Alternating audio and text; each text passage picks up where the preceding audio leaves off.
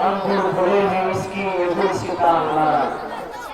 برادران ملت، سامعین اکرام، 26 جنوری کیا ہے اور اس کی تاریخی اہمیت کیا ہے؟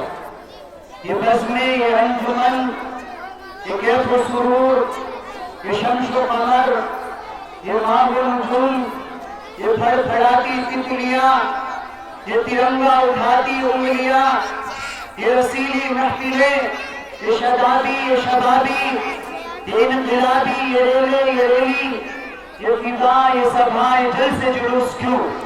مختصر جواب یوں: جنگ آزادی میں کوئی ہندو نہ کوئی مسلمان دیکھا، جنگ آزادی میں کوئی ہندو نہ کوئی مسلمان دیکھا اگر کسی کو تو اس کے سینے میں ہندوستان دیکھا۔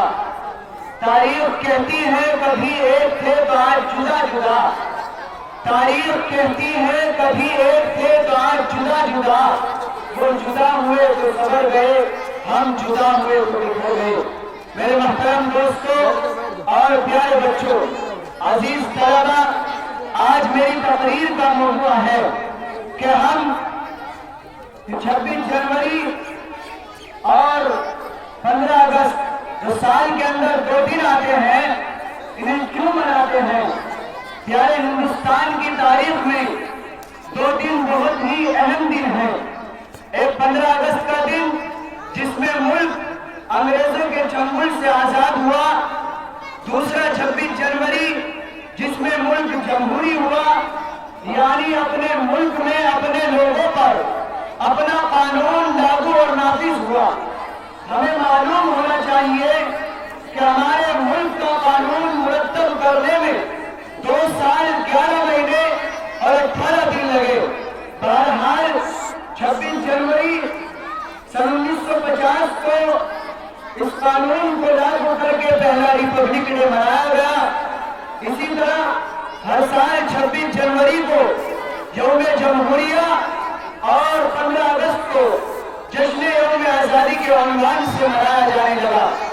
لہذا تمام ہندوستانیوں کے لیے یہ 15 اگست اور 26 جنوری کا دن انتہائی اہم دن ہے۔ حضرات، ہم اس دن جشن کیوں مناتے ہیں، خوشی کا اظہار کیوں کرتے ہیں؟ اس لیے کہ یہ بات ہمیں ہمیشہ یاد رکھنی چاہیے کہ جشن اور خوشی کا یہ موقع ہمیں 1-2 انگلی کٹا کر نہیں ملا، صرف 1-2 سال احتجاج کر کے نہیں ملا، بلکہ تقریباً 200 سال تک ہمارے لوگوں پر بہت ظلم و ستم کیا گیا، خون بہایا گیا، قتل کیا گیا، پھانسی پر چڑھایا گیا، تب کہیں جا کر یہ آزادی اور خوشی کا موقع ہمیں نصیب ہوا ہے۔ اللہ تبارک و تعالیٰ سے دعا کرے کہ اللہ تبارک و تعالیٰ ہمارے اس ملک کو، اس دیش کو سلامت رکھے اور تمام ہندوستانیوں کو مل جل کر رہنے کی توفیق عطا فرمائے۔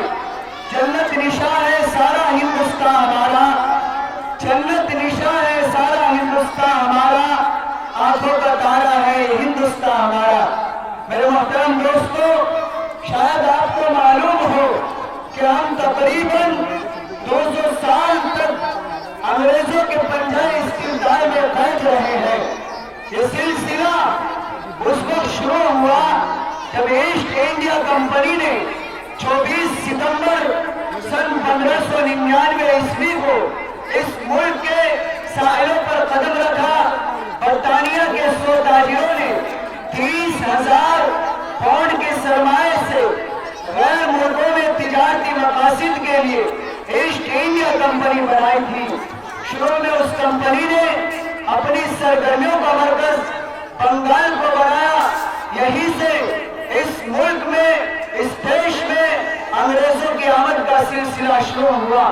مغل بادشاہوں کے دربار میں پہنچے، ان کی خوشنودی حاصل کی اور پورے ملک میں بے روک ٹوک ناچتے پھرنے لگے۔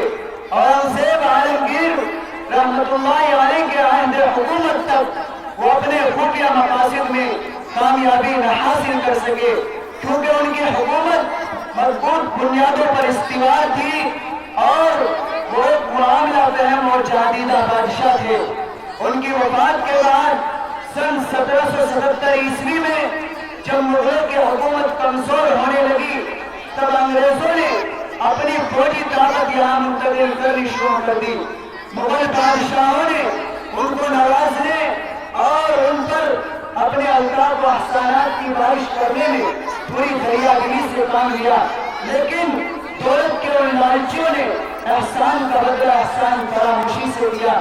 دیکھتے ہی دیکھتے ایسٹ انڈیا کمپنی ایک منظم اور طاقتور فوج میں تبدیل ہو گئی۔ اس کا پہلا نشانہ بنگال کے عوام بنے جہاں نواب سراج الدولہ کی حکومت تھی۔ پلاسی ایک گاؤں کا نام ہے جو اس وقت کے متحدہ بنگال کے دارالحکومت مرشد آباد سے 30 میل دور اور مغربی بنگال کے موجودہ دارالحکومت سے 150 میل کے فاصلے پر دریا کے کنارے واقع تھا۔ اس وقت بنگال، بہار اور اڑیسہ کے نواب 20 سالہ سراج الدولہ وہاں کے حاکم تھے، کیونکہ بنگال کی سرزمین سرخیز تھی اور وہاں کی ہنر مندی کا دنیا بھر میں شہرت تھا۔ اسی لیے انگریز چاہتے تھے کہ دہلی کی طرح